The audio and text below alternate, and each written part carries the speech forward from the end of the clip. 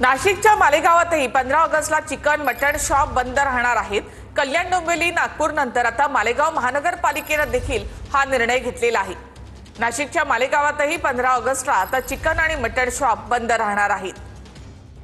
सगळ्यात आधी कल्याण डोंबिवली महापालिकेने हा निर्णय घेतला, त्यानंतर त्यापाठोपाठ नागपूर महापालिकेने देखील हा निर्णय घेतलेला आहे आणि आता नाशिकच्या मालेगाव महापालिकेने सुद्धा 15 ऑगस्टला चिकन मटण शॉप बंद ठेवण्याचा निर्णय घेतलेला आहे।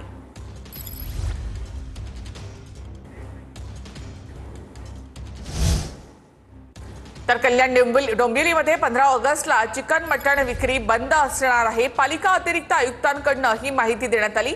हिंदू खाटीक समाजाचा पालिकेच्या या निर्णयाला विरोध आहे। आम्हाला कुणाचं निवेदन प्राप्त झाल्यास आयुक्तांच्या निदर्शनास आणून देऊ, असं उपायुक्तांनी म्हटलेलं आहे। बदलत्या परिस्थितीनुसार काळानुरूप आदेश देखील बदलले जातात। त्यामुळे असं काही प्रशासनाची अशी काही ठाम भूमिका आहे किंवा याला काही हे आहे असं काही कृपया आपण समाज माध्यमांनी असं काही संभ्रम निर्माण करू नका। यामध्ये जर काही असेल, काही लोकांचा आग्रह असेल तर निश्चित त्याचे काही निवेदनं प्राप्त झाली तर आम्ही आयुक्त साहेबांच्या निदर्शनास आणून देऊ आणि त्यावर निश्चित विचार केला।